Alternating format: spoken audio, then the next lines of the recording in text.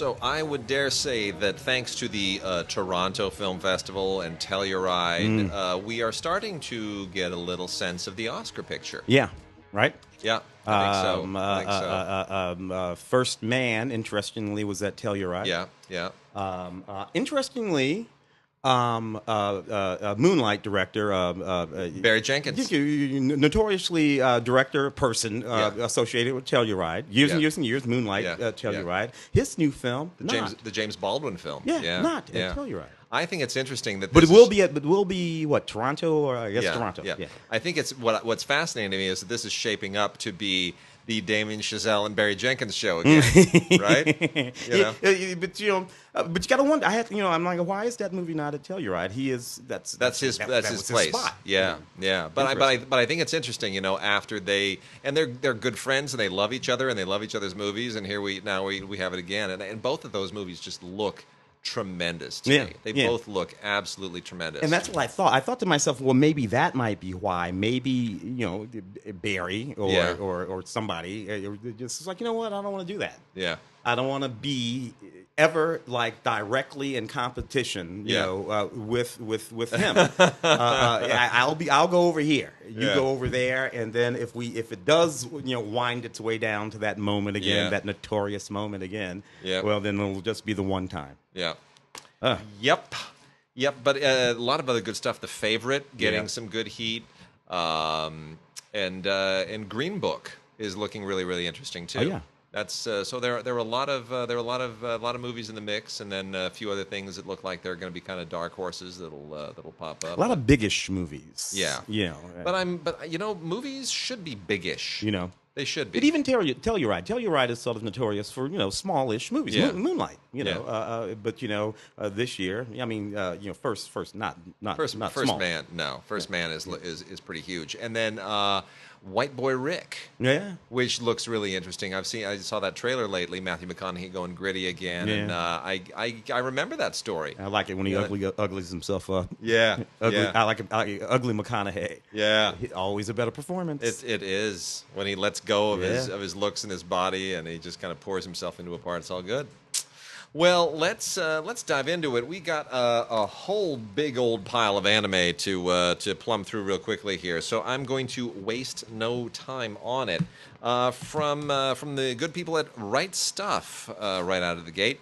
You got to go to rightstuffanime.com to get this stuff. Go to RIGHTSTUFANIME. That's rightstuffanime with one F.com. And the first one here is Sweet Blue Flowers on Blu-ray. This is a really, really, anime always intrigues me when it goes into that non-animated area where you think, well, normally people think of animation is appropriate for things that lend themselves to animation, but it's not true with anime. Every once in a while, you'll get an anime where you think they could just as easily have done this with live actors. Yeah. But they don't. And it opens up all kinds of really interesting avenues for the artwork and for the voice performances and for the animation, and that is the case with Sweet Blue Flowers, which is a character piece. It's set in a school, as these things very often are, and it just deals strictly with a teenage triangle. A girl and a guy and their relationship, and then the introduction of another girl, which changes the chemistry of that relationship. And it is the first girl who kind of sits in the middle of this situation. The guy who's her childhood friend, this girl who's suddenly this vibrant force in her life, and it's all done in a really, really interesting, artful way, and it's very, very engaging. It's more engaging than I'm probably making it sound, but it's actually quite good, and of course based on a manga, which is where the original following came from. So that is worth checking out. Sweet Blue Flowers. Nobody can fly. Nobody has power beams coming from their eyes. Nope, not at all. Oh, great. And then we've got a whole bunch of stuff from the Gundam universe, and I'll try to go. Now things are going to start happening. Now things start happening. So the Gundam universe, arguably the richest anime universe in existence. It goes into so many different areas. It's richer than Star Trek. It's richer than the Star Wars universe. Gundam is it's massive. You can live in Gundam. And there's an anime store over here downtown LA in Little Tokyo, by the way, where that place is just loaded with Gundam stuff. Whenever my niece Cameron comes out, that's her thing. Yeah. We have to spend Hour or two That's down it. there. That's it. Well, anyway, we've got so the two of them here is the second volume of Mobile Suit Gundam Age, and then the other one is Mobile Suit Gundam Age: Memory of Eden. The one is kind of a semi-sequel to the other. So the second part of Mobile Suit Gundam Age continues the story of Flit Asuno, who is a powerful commander of the Earth Federation forces, and this is the battle with the Mars spheres. Don't worry about it. It's all space battles and empires warring with each other. It's the usual thing. But this is primarily the Flit Asuno family saga in this sense, and the Mars sphere is pretty daunting thing. So that then segues into Memory of Eden, where Asemu Asuno, who is the son of Flit Asuno, becomes kind of a major figure, and this is all about the relationship with Zeehart Galette, who's a rival and I won't tell you too much, but it's this relationship, the pros and cons of this relationship that drive this. So you go from father to son in this saga. That is from Sunrise, the Sunrise Library, of course, distributed again by the Right Stuff. So you got to go to rightstuffanime.com for that. And then we get into the Gundam 00 saga. This is a massive sidebar to the Gundam universe, and you can spend a lot of time here, and I will not go into great detail here, sort of elaborating on this. They have the first two seasons are out, Season 1 and Season 2 of Mobile Suit Gundam 00.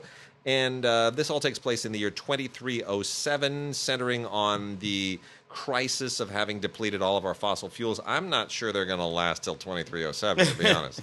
I think maybe another 100 years tops. But anyway, this is now switching over to a new energy source, and which has created a new power dynamic in the Earth, and with that new power dynamic come new conflicts, and new alliances and new enemies and new friends, and this is then, of course, this gives way to the Gundam machines, the Gundam suits, and how they are used, and how they change the geopolitical forces in the world, and all of that stuff. So I mean, it's a pretty massive saga. We've got 2 seasons of that, and then there is also a special edition of Mobile Suit Gundam 00, which is kind of, near as I can tell, this is like an edited version down of a lot of what is in the first 2 seasons. And then there is also Mobile Suit Gundam 00, the movie Awakening of the Trailblazer, which is in the year 2314, and this is also tied into that exact same crisis, that same geopolitical future. And it has a really, really interesting sidebar here with these, which I guess they're not Transformers, but they're shapeshifters, right? It's like the next step in evolution for Transformers. Anyway, it's really, really interesting. Animation in all of these is really top-notch, first-rate through and through. The people who do Gundam almost can do it in their sleep now, it seems. And then from Section 23 and the Made in Japan Library, which is always a little bit out on the edge, the complete original series Glass Mask, or Glass Mask, if we were doing it with my fake British accent. This is, this is about a 13-year-old girl who wants to go to a famous acting school. And leading into that is this acting competition, and that's what this is about. This is basically an acting competition. It's like an act-off, and it is charming, and it is amusingly animated, and it has all kinds of surprising little anecdotes to it. And I think this is another nice one from left field, Glass Mask. From the Sentai Library, also distributed by Section 23. Is Action Heroine Cheer Fruits, the complete collection. I almost thought this was a product I needed to buy. This is, basically this is like a Japanese, this is super cute Japanese Hello Kitty culture elevated to kind of tweener superheroine culture I don't know how else to explain it.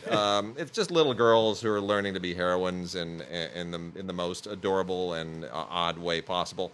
It's innocuous. I don't think it's as funny as it thinks it is, but it has its audience.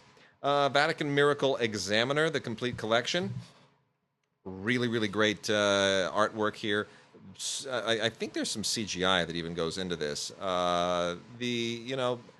It's obviously an exorcism fantasy world that this takes place in. I've never quite understood the relationship the Japanese have to Catholicism, because most Japanese are not Catholics, but Catholicism has very deep roots on the island, so they're familiar with it. That wonderful Scorsese. They're right, the Scorsese film. So that always finds its way in an unusual way into a lot of these things, and this winds up going to Mexico of all places. So Vatican Miracle Examiner complete collection. See it for the artwork, if nothing else. Frame Arms Girl is pretty great. This is also a complete collection. And this is taking a page from Gundam, taking a page from those high school rivalry things, and kind of saying, you know what, we don't have to let people disappear into the giant robot suit. We can kind of use it as an accessory to our cute characters and let them kind of own it. And that's exactly what they do. A Frame Arms Girl is basically a kind of like a cyborg. Like a cute cyborg with armor or an armor bikini. I don't know how else to really put it.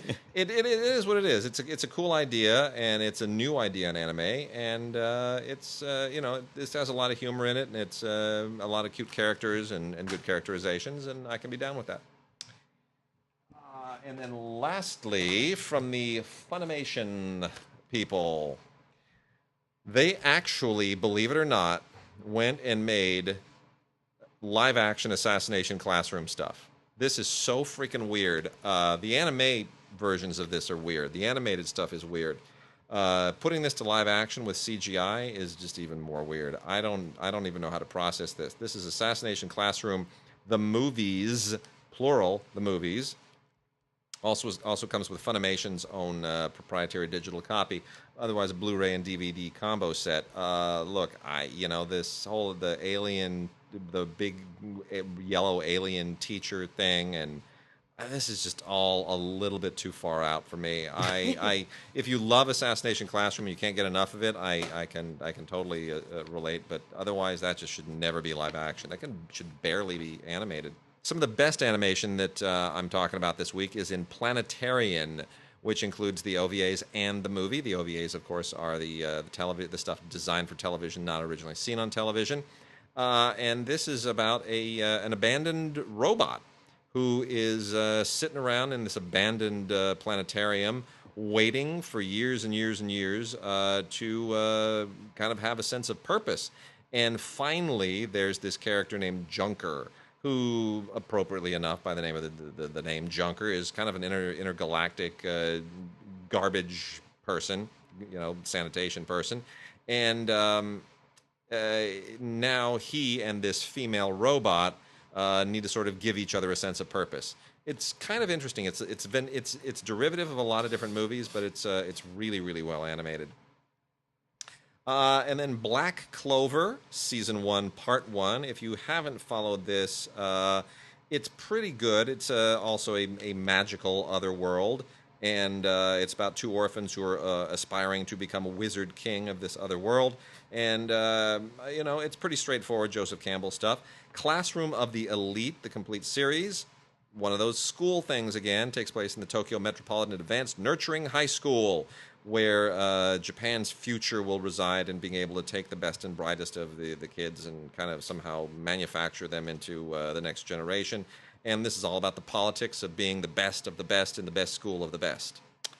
Sakura Quest Part 2 continues the job ordeal of Yoshino Koharu, and I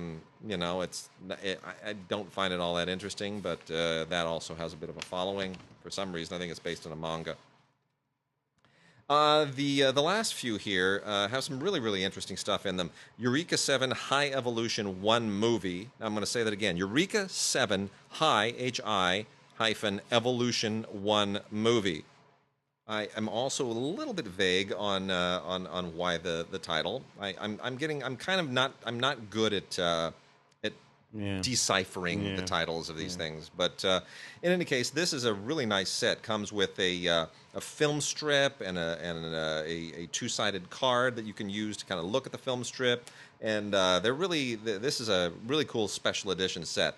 The story here is kind of about a guy whose father has disappeared, and he's trying to undo the events that 10 years earlier created the disappearance of his father.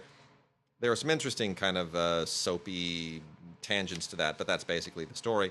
And then the last three, the one that I think is most enjoyable here is Gamers, the complete series, because it's so much a part of Japanese and modern Western culture. Period. Gaming. I hate to say it, but in the wake of what happened in Fort Lauderdale, a lot of people are like, should we be taking a look at these games? Like, that kid was known to play games. Every day, all day, not even eat and sleep. I heard the way his mother described the whole thing, and I don't want to fall off into the whole conversation of that. But it's a thing that we better think about in the context of a number of ailments, included nearsightedness. Did you know that they discovered that people nearsightedness, it creates nearsightedness? Which, if you think about it, of course it does. Sure. Oh, well. Sure. Yeah. Well, Gamers, the complete series, doesn't get that deep, but it does get, in an interesting way, into the psychology of gaming. And the fact that you're watching this in an anime makes it somehow more salient, really. But yeah, the idea of this kid, Keito Amano, who is just a mad gamer all the time, anywhere, anytime, and this gaming club and the politics of that, and the effect that gaming has. It's really interesting. And then Tsure Children, Tsure Children, Tsure Children. So this is dealing with the problems of adolescence. This is more into that non-sci-fi thing. This is dealing with the problems of adolescence through anime. And it's I guess pubescent kids have all the same problems and issues in Japan that they do everywhere else, and on that level, it is really quite illuminating and interesting. I don't think it's the greatest animation; it's a little bit conventional in that regard, but it's fine. It's perfectly enjoyable. And then lastly is 18if, that's all one thing, and numeral 18if, all like one word, the complete series, which is all about it's about a fantasy world consisting of the connected consciousnesses of sleeping women and how you undo the witch's spell that has made that possible. It's quite imaginative. Wow. Yeah, it's really interesting and quite engaging and visually very imaginative. It's really cool. And then the last one is Convenience Store Boyfriends, the complete series, which you just know that sounds like anime. Convenience Store Boyfriends. So anyway, this is again teenage politics, and I have a crush on that boy, and ultimately it just felt like an anime version of the Archies. That's what it felt like to me. But you know what? It's fine. There's room for all of it. All right, Tim, we had some leftover new movies from last week. Yes. Just a couple of few here. Some of them kind of interesting. A few of which I remember seeing for the radio show, including this one, Beast, by a debuting filmmaker, Michael Pierce. Interesting film. It's about this very small community on an island, contemporary community, rustic island. And there are some serial killings that have been going on the island. Obviously, it's one of those sort of things. Sure. There's this young guy, sort of a stranger to the island. And of course, might be a suspect to these communities, but he's strangely alluring, particularly to a young woman named Mal, who is played by Jessie Buckley, and the guy's played by Johnny Flynn. Both of these young actors are very, very good, very alluring. She's this sort of lovely redhead, and he's this sort of gruff scrappy, dirty blonde guy. You can see why she'd be sort of attracted to him. But then again, he might be the guy who's doing this stuff. So, it's one of those movies, and it's fairly effective in that way. Debuting film by Michael Pierce. Special features include a making of, a look behind, a theatrical trailer, that kind of stuff, the regular stuff. But it's a very, very nice little Blu-ray, The Beast. Not The Beast, just Beast, actually. Nice. Ghost stories. Rather enjoyed this too. So this movie encapsulates 3 stories that are all tied together. You have this guy who goes around busting these sort of ghost story myths. That's what he does, played by Andy Nyman. And he's invited to this one particular house where there's been some paranormal, this, that, and the other thing sort of going on. And he's having trouble busting these myths. And he goes through these 3 stories. They all sort of wind themselves back around to his actual life. Martin Freeman, from I love Martin Freeman. Love the Martin. Hobbit. Yeah, The Hobbit. exactly. Martin Freeman. Who's in one of these, in one of the stories too. Neat movie on Blu-ray. Not a whole lot. As a matter of fact, nothing in terms of special features, but good movie with little movies inside them, in and of themselves. Nice. David Tennant is in this. David Tennant is one of my Doctor Who's. In this, and also Jessica Jones. He was. That's right. Yes. David Tennant. Purple Man. Yeah. The Bad Samaritan. This is a fairly mediocre sort of thriller drama thing. He plays this rich guy who has a girl chained up in the basement. These 2 sort of hoodlum knuckleheads who go around stealing stuff from rich people stumble across this fact, and then he sets about making their lives miserable. Could I just say, I love David Tennant, but it almost feels like after playing Doctor Who, so that he wouldn't be stereotyped, he decided that he would be stereotyped instead as the evil psycho British guy. Yeah. Now we need to move back away from that and become a nice guy again. Yeah, and just play a normal person. Just play a person. In any case, this is one of those. Commentary with the director, Dean Devlin. You know Dean. Sure. We've known Dean for years. Formerly partnered with Roland Emmerich. Rolling all those big-ass Independence Day movies. Now he does his own stuff. Yeah, badly.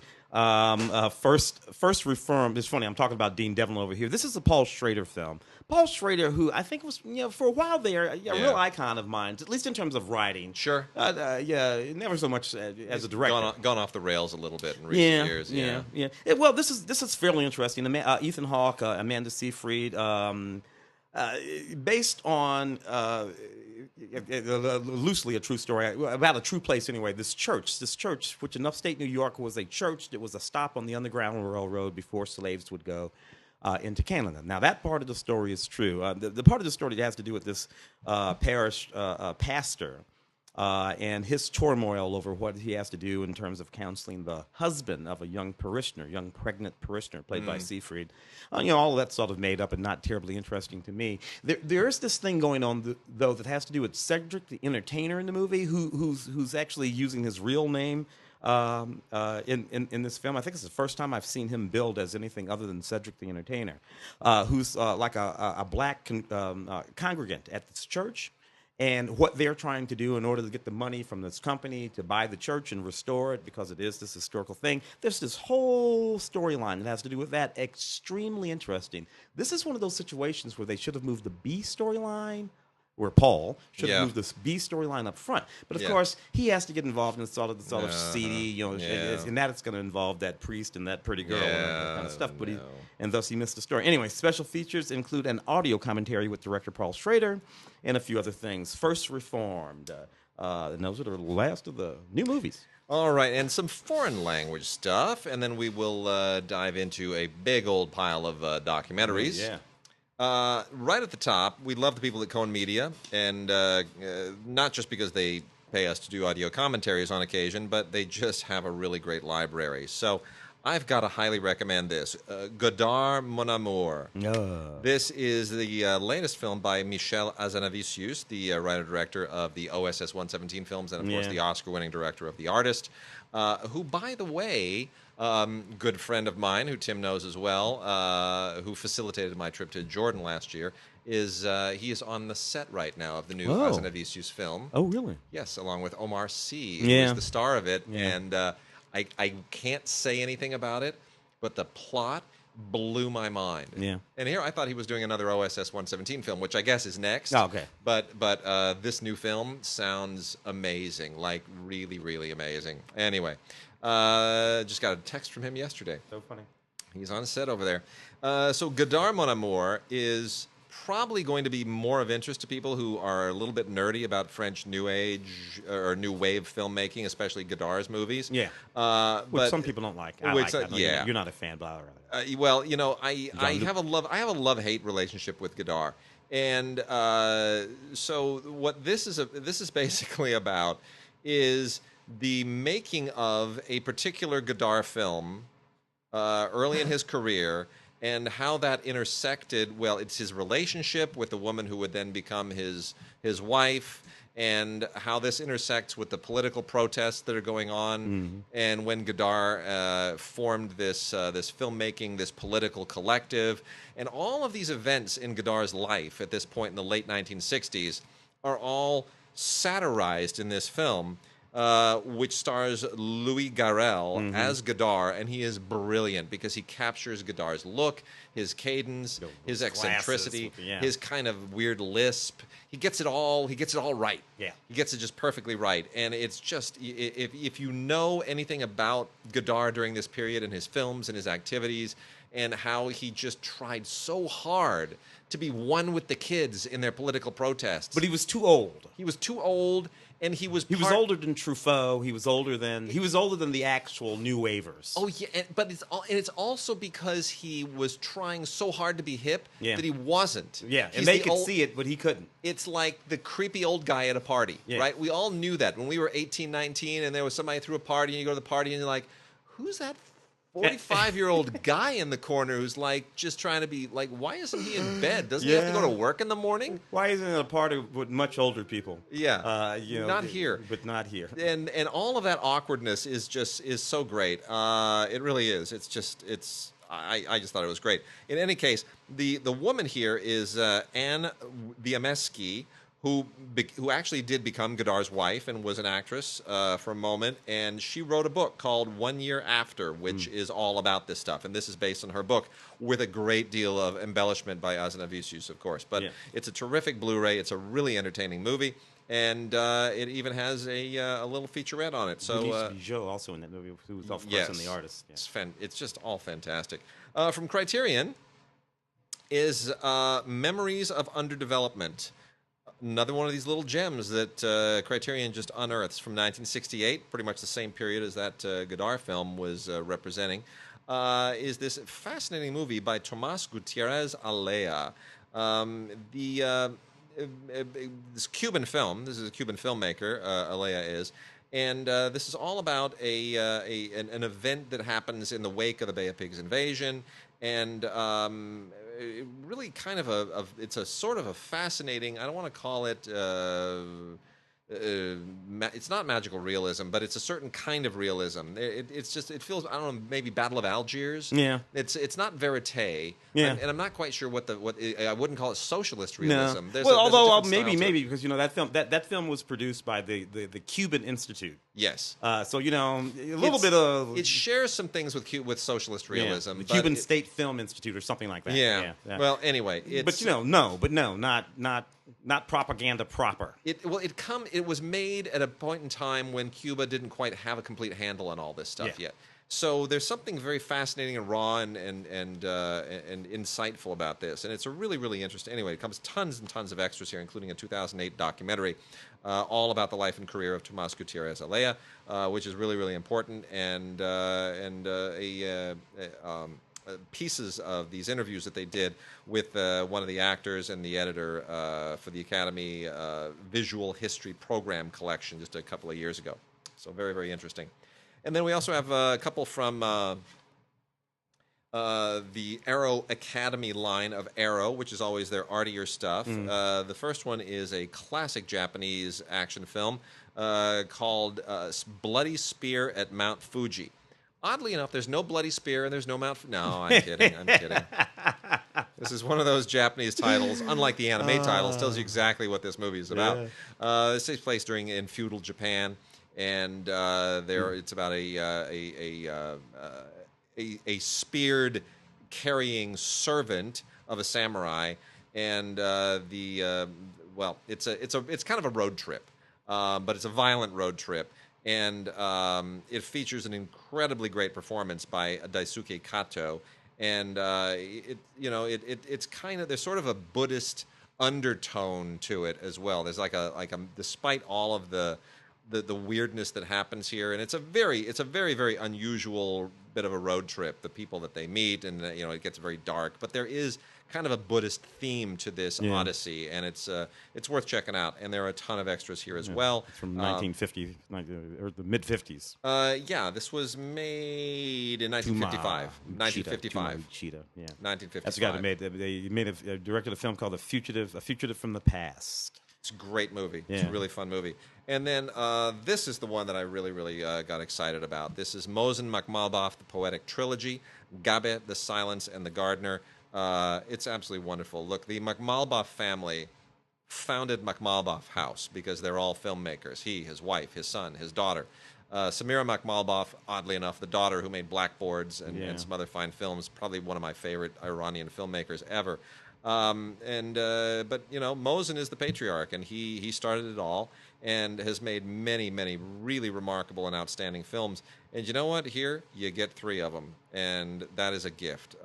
These are really extraordinary movies, especially to watch in terms of what's happening geopolitically to Iran in the time that we live in right now. It all is sort of. This is the key to understanding it. Yeah. And the Makhmalbaf family is somewhat marginalized at the moment, not making movies, but at least not making movies in Iran. But nonetheless, this trilogy is absolutely exactly what it says. It is a poetic trilogy, and you must see this. You must own this. Extras are superb. Godfrey Cheshire does the audio commentary for Gabe, which is just superb. And there is even a Poetry in Motion, an interview with Mohsen Makhmalbaf, where he talks to film critic Jonathan Romney about things that I've always wondered about his career, goes into all kinds of fascinating philosophical ideas about filmmaking and everything else. It's beautiful. It's absolutely beautiful. So that's from about 95, 96. More recent film of his would be Kandahar, which I think is like early. Kandahar. Kandahar is the one which was after the Afghanistan was invaded and the Taliban 9/11, after 9/11 and all that stuff. That's when he made Kandahar. Literally 2001. That was Kandahar. And Kandahar is eerie because, and not to digress too much, but in Kandahar, if anybody saw Kandahar, there's it's just so, the film is so haunting.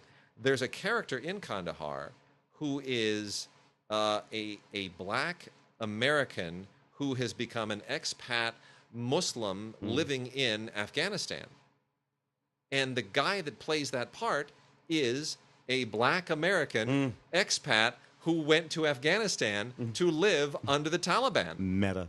It is so meta.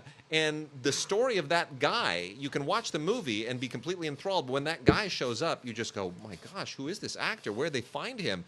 Did they bring him over? No, he was there. And Makhmalbaf found him and said, you are fascinating. I'm going to make you a part of the movie. Yeah. And if anybody wants to look into who you are, they can do that separately and find out that you're just as fascinating as the movie.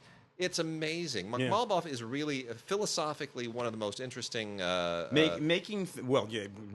could make films in Iran, extremely difficult. Yes. The subject matter, content, what you can do with men and women. Very often they use children. Well, a lot of these guys, they got around it then, but they can't get around it now. Can't get around it anymore. Yeah. It won't be anytime soon. Well, I want to bump over and do some of these docs. Do the docs. Let's do the docs. Let's do some docs from over here. From Film Movement, I think this one is Between Land and Sea. A film. This is a Ross Whitaker film. He makes a lot of these sort of adventure sort of films. This one introduces the audience to the world of surfing off the Atlantic coast, west of Ireland. Not well known for surfing, but it is now for a couple of different reasons. One, spectacular waves and cliffs and sort of beautiful. And in this place sort of became this surfing location. starting around 1999, the year 2000, something like that. And he goes and films this, and these Irish boys, Yeah. surfing their butts off. So it's just sort of like a new thing. And this is a very sort of interesting film that exposes some of that. Some of the best surfers in Ireland, which I guess is like three guys, really. It's not that many. That's a joke. A neat film that particularly if you like Ireland and you like surfing, you're gonna want to check this out. Very, very nice DVD.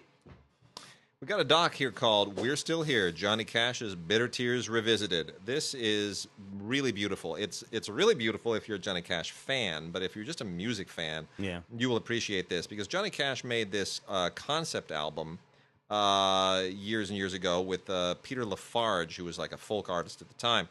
And it's not, even now, it's not really very well known. And Antonio D'Ambrosio wrote a book about it, and then made this documentary about it. And it's a great look at music. When artists get really ambitious, concept albums are that's like a thing of the past. Nobody does those anymore, right? That was a thing of the '60s and '70s, and maybe died out in the '80s a little bit. But in any case, this is just short. It's under an hour, but it's worth looking at. It'll really inspire you, and it'll make you rethink Johnny Cash and his music. This is a fascinating documentary right here by the fairly noted filmmaker Mary Klingmouth. This is about the sort of Russian Revolution in art. And what happened there from right before the revolution, through the revolution, and since. And it's a fascinating film. You'll find references to artists like Chagall and Kandinsky, and who are just pioneers in the sort of new style of Russian art, all of which was brought to a screeching halt by Stalin. And the advent of social realism, right? Because he didn't like that decadence of the art of the decadent West. And this film sort of goes back. It's just fantastic. The documentary here has 20 minutes of bonus footage that was not in the theatrically released version of the movie. So anyway, if you're interested in frankly, it's not just the art itself, but because you can't really look at this without getting an understanding of what the politics were at the time, and those politics, of course, run through to this very day, as we think about some of the things to do with the Kremlin. 100 Years of Russian Avant-Garde Revolution, New Art for a New World by Margie Klingmouth. Sorry.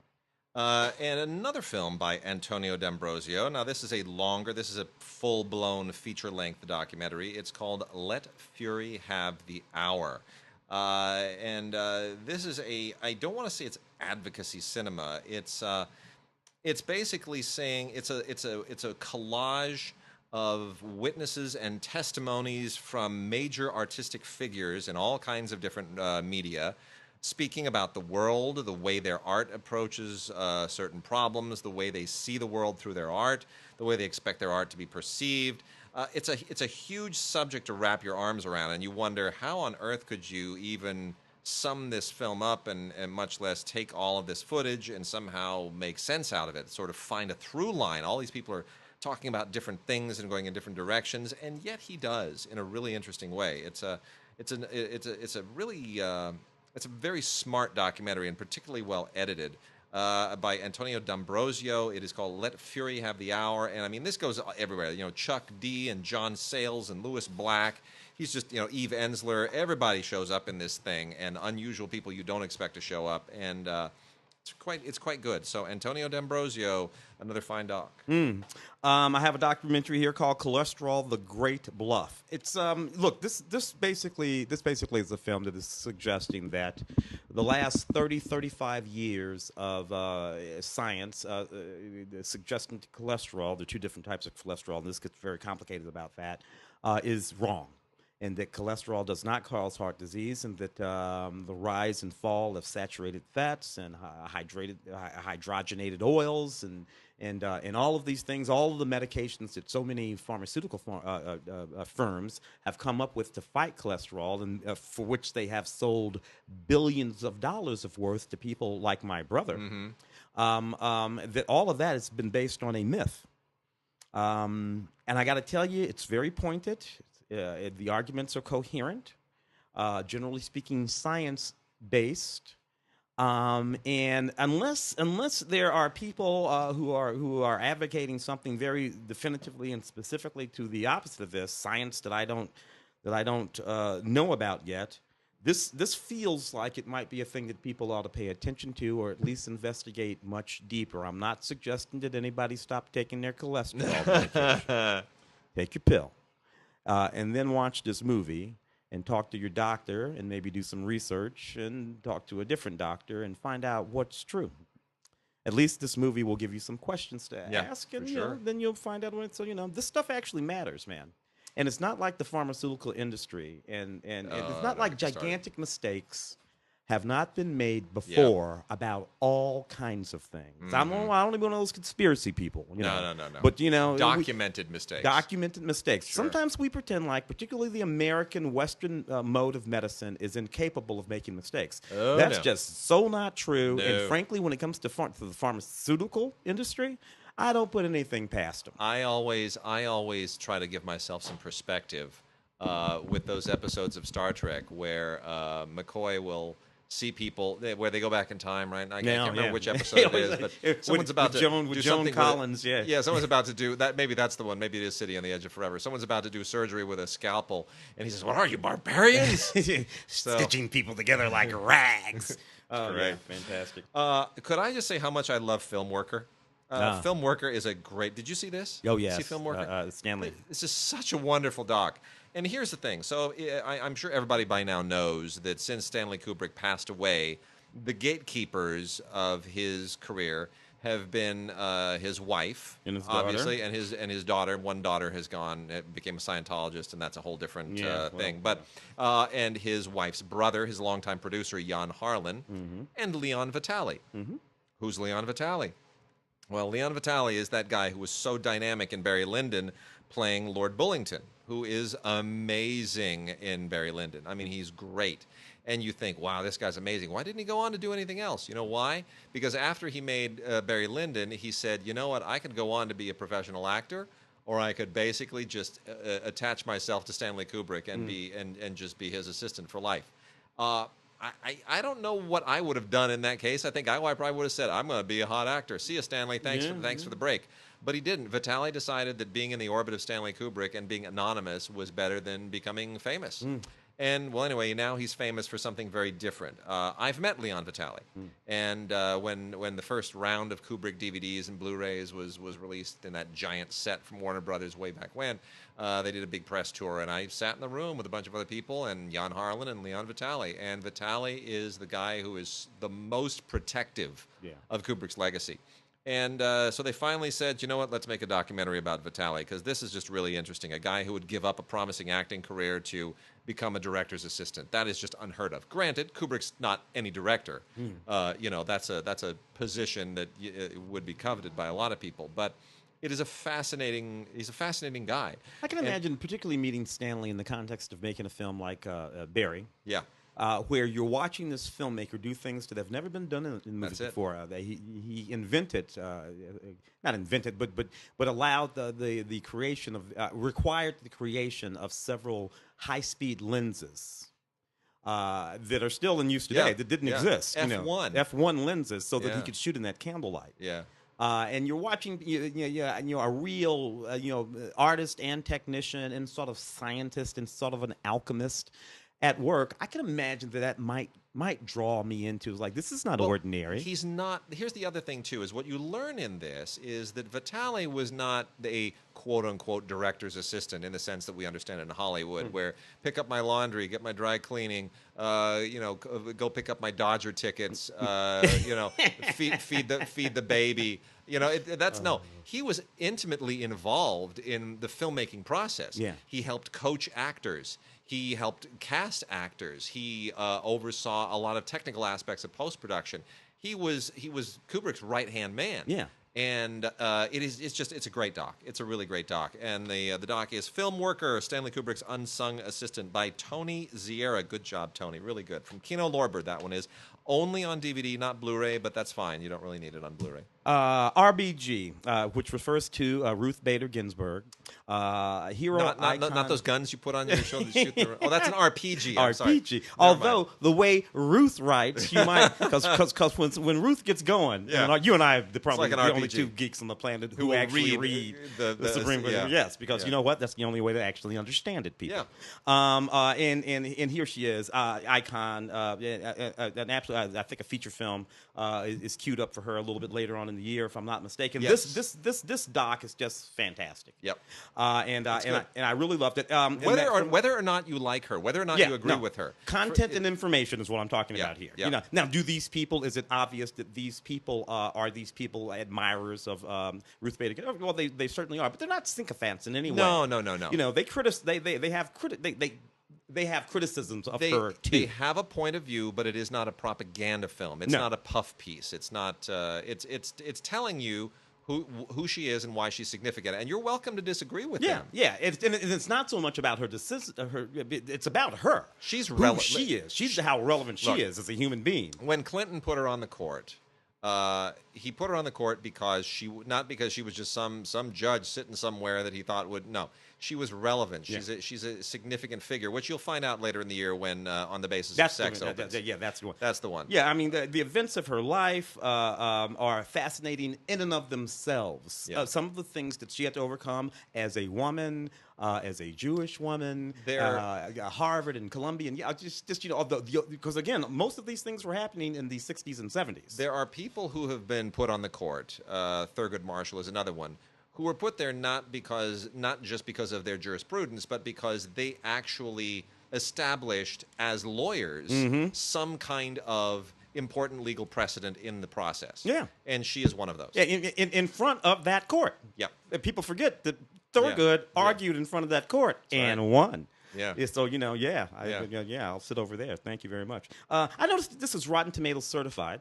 Yeah. Today on the radio show, you guys had a very interesting conversation about what's going on at Rotten Tomatoes. I don't know if we want to spend any time on that, but it sort of matters. It does matter. Yeah, it's important to say Rotten Tomatoes has changed their criteria a little bit for who gets to be on the tomato meter, and 200 new people have been invited. So it's now like 4,400 people or something who comprise the tomato meter. I forget. It's a large number, but they've invited 200 more who are mostly people with with vanity sites or Twitter feeds and whatnot, who are not with big outlets and newspapers, and they're trying to accommodate the changing media landscape, but also diversify the opinions of their critics, so they come from a lot of different perspectives, which, when you read their explanation, it really rings true. I hope they do what they say that they're doing.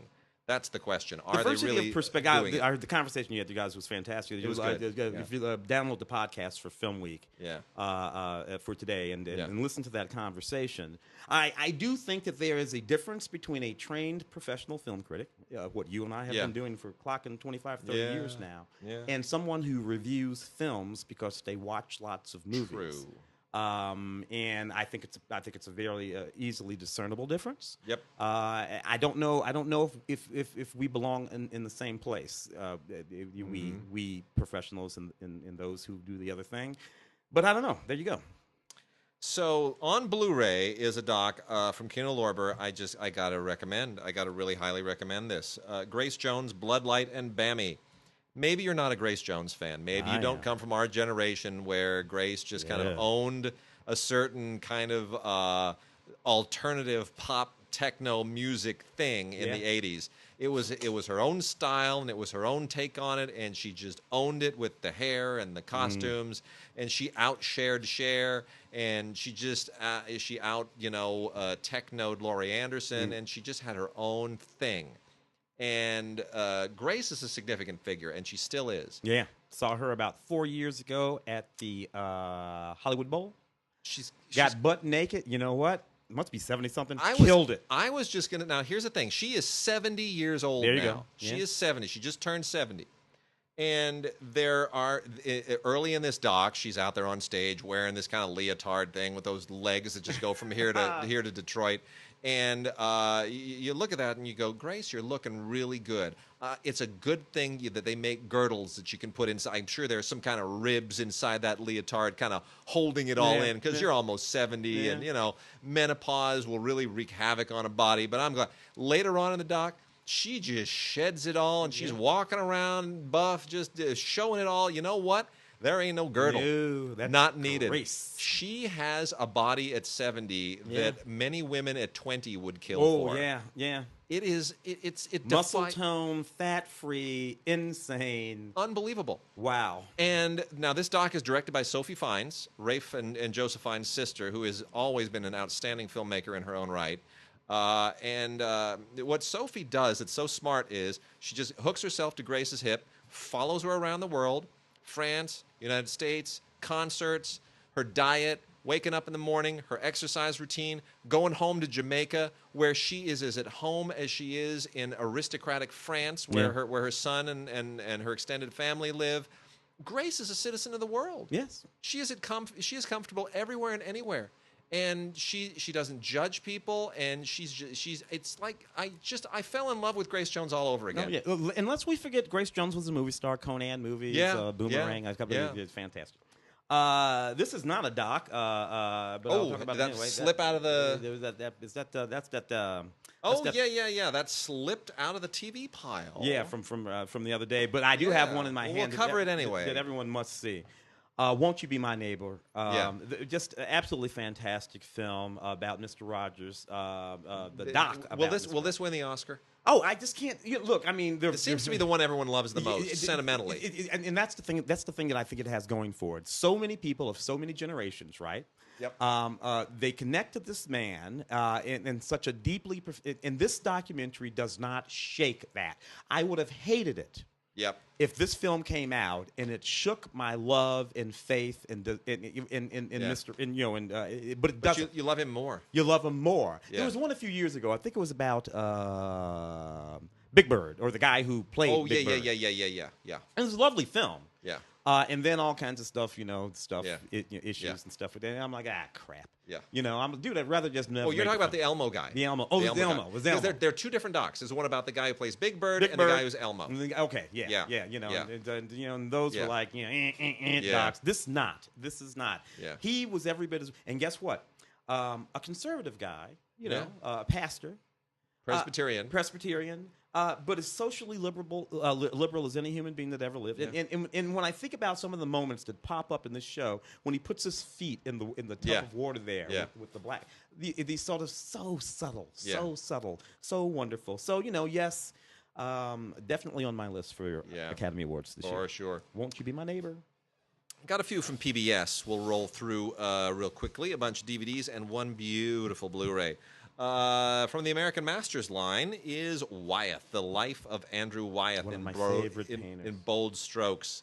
And boy, do we mean bold strokes. Yeah, Wyeth, just a real treasure, a real American treasure. And this Helga series captured me when I was around, particularly when I read the story of them. Yeah. And to this day, and they have my favorite Helga at the Norton Simon over in Westwood. Yep. And I have many a time drove to the Norton Simon just to stand in front of that Helga. What's beautiful about this is it gets into all of the controversy about his work, because he was not loved by critics. No. He was popular. He was a popular artist. But not like an Andy Warhol popular artist. It was like a Norman Rockwell kind of a popular artist who touched a nerve with people that critics were a little bit too disconnected to appreciate. Wonderful, wonderful installment of American Masters. And then Sir Edmund Hillary, Everest and Beyond, a 6-part drama. This is PBS. This is not a documentary, but it is part of the PBS thing. And this is a wonderful look at the New Zealand explorer who became who was the first to get up there and conquer Mount Everest, and who had an amazing life independent of that. Really, just superb drama. And I love the stories of great explorers. They inspire me, and people, whether it was the North Pole, South Pole, Lake Victoria, I don't care. Just as long as you're going out and braving the Lewis and Clark, go and just brave something and go somewhere. I'm so into that. So anyway, Sir Edmund Hillary, Everest and Beyond, excellent PBS drama. And then 10 That Changed America. This is 10 monument streets and modern marvels that changed our nation. Really, really interesting, unusual concept. They don't do this randomly. This isn't, let's just think of 10 things. No, it's well thought out. It's very well thought out, and it goes everything from the Statue of Liberty to the AIDS quilt to objects that mean more than just their face value, that have symbolic relevance, that found their way into the culture in some ubiquitous and long-lasting way. It's a really interesting way of looking at history and culture. 10 That Changed America. Myanmar's Killing Fields is another typically amazing Frontline documentary. I still resent the word Myanmar. It's Burma to me. It's been Burma for thousands of years. It needs to continue to be Burma. But if you haven't followed what's been going on in Burma, the legacy of Aung San Suu Kyi has been tarnished somewhat by the things that have transpired as they have tried to move to more democratic civilian rule. There is still a balance between the military dictatorship and Aung San Suu Kyi's party, but in the process of doing all of that, tremendous persecution on the Rohingya Muslim minority in the north has taken place, which is being reported by many places, including the UN, as appearing to be a genocide. So this tries to get to the bottom of what's going on. It goes into all the details of who the Rohingya are, what their history with the culture is, where they came from, why they are so disliked, what's really going on, what can we trust in the reporting, what can we not trust. This is likely to be only the beginning of this story, so continue to sort of monitor this. But it is, I'm a huge fan of Aung San Suu Kyi, but what is revealed in this is quite troubling. There is more to the story yet to come. And then the last two here from PBS, Outback, Journey Through Northwest Australia, which is a journey through Northwest Australia. There's nothing else to it. It should have been on Blu-ray. This really begs to be on high def. It's great photography. It's 3 hours, which is roughly how long it takes to actually walk across Northwest Australia. But in any case, there's a lot of wonderful stuff there. The wildlife and the ecosystems and all of the stuff that is more than just desert. It's really you'd be surprised. You'd be surprised what's there, and a lot of people live there. Not as many as you would think, but there are like 40,000 people in an area that you would think is desolate. Is still a lot of people. Yeah, like 40,000 people is that's a small. I mean, they're spread out, but still. Yeah. Anyway, really interesting. Outback. It's called Journey Through Northwest Australia. And then the last PBS thing here is a Blu-ray called Earth's Natural Wonders, Season 2, Life at the Extremes. If you saw Season 1, you know how much they put into this. They spend money. They go where they need to go. They shoot stuff that just has no business even being on your radar. And they make it look so unbelievably gorgeous. And this is something you just want to put on your Blu-ray player, fire up the widescreen TV, and just let it make you happy. It's beautiful. We live on an amazing planet and with some incredible people and remarkable wildlife. And this Season 2 of this BBC Earth show, Earth's Natural Wonders, absolutely captures it. Kudos to these people for going to where they go, because it can't be easy. There's that Explorer thing again. Yeah. There it is, baby. Strange Victory, a rather interesting documentary-ish kind of thing from about 1948, a couple of years after the war. So what Leo Hurwitz is doing is following a number of black soldiers, particularly some of the Tuskegee Airmen, but other black soldiers, home. From the war, soldiers who fought the Nazism, fought for America, soldiers who were greeted with cheers in France and in England, and in Italy for repatriating. And they come home to the United States of America to face what he described as a sort of fascism, the fascism of racism. Yeah, and he follows these soldiers all through the South. Now they do some recreations in this film, and actors playing various different people and stuff like that. But generally speaking, it's a documentary, fairly famous from 1948, Strange Victory. And what it does is expose the sort of blatant hypocrisies, and it follows this dynamic and storyline right through the 40s, through Jim Crow South, continuing Strange Fruit, all of that, to the beginning of the 1960s when the Civil Rights Movement begins in earnest. And I love this film because it makes a very, very direct connection from the Civil Rights Movement back through that whole post-war period. And a lot of times we look at the civil rights movement as this thing that sort of just sprung up out of nowhere. It's a period of its own, the civil rights movement period, and we talk about it and we give it a beginning date of sometime in the 60s, and we even give it an ending date of sometime around 1976, 75, or something like that, or maybe 1980 when Jesse Jackson ran for president with the Rainbow Coalition. Right. But we give it this sort of begin and end date, and this is a misnomer. This is untrue. It didn't begin in the 60s. It began, frankly, even before this. You can take it all the way back to Marcus Garvey, if you want to. For sure. And certainly it continues to this day, Yeah. as we can see. It has a different name. Nevertheless, this explores a very interesting period right in the middle of all of that. This is from Milestone. It's from Milestone. We love our friends at Milestone. Good stuff. Very, very good stuff. American Hunter, 6-part series, documentary series about the history of hunting in the United States of America and the weapons used for hunting in the United States of America. And it really is a deep historical piece from, man with the muskets, right off the old Mayflower and all that kind of stuff, and how various different weapons were developed just for sportsmen and hunting, and then how that sort of changes over the course of the years and becomes more about sportsmanship. Yep. How there was this interesting period in the late 70s where the bow and arrow became the thing that the American sportsman, the true American sportsman. I remember my wife's father was a bow and arrow guy, go out and hunt deer with a bow. Yeah. I thought it was absolutely barbaric. But he thought I was a punk, so what the hell? American Hunter, sportsman, conservatives, conservationists, and patriots. Nice. 6-part series. Got a couple with war themes here, and they bracket something very interesting. I'll start with the more familiar story, Auschwitz and Back, the Joe Engel story. I don't want to say I hate saying that anyone's Holocaust experience or World War II experience is more significant than anyone else's. They're all valid, they're all important, and they're all part of a larger picture. But Joe Engel lived one hell of a life, and still is living, by the way. He's 90 still, and as of this speaking. And he was 14 when his family was seized by the Nazis, never saw his parents again. At 17, he escaped from a train, and he just lived this amazing life. He was a resistance fighter at one point. He lived through the Warsaw Ghetto. I mean, it's an amazing life, and it sort of is everything about World War II and the Holocaust and all of that wrapped into one set of experiences. And he's so approachable about all of this and so at peace with the past. And it's a wonderful, wonderful portrait.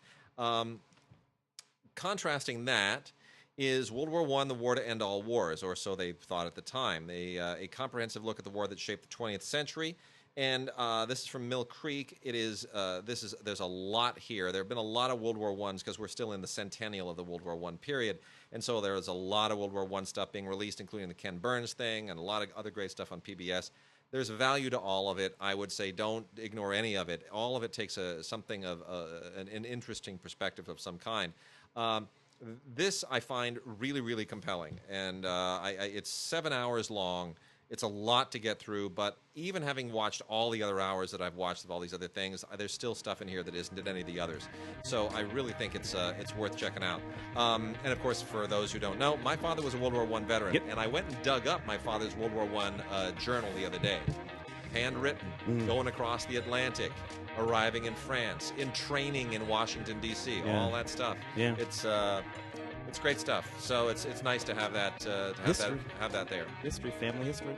What do you think? A couple more of these, or are we all done? Yeah, let's call it quits for this week. We'll save all the rest of this for the next show. There's still some good stuff here, and we will see everybody next week. Yep.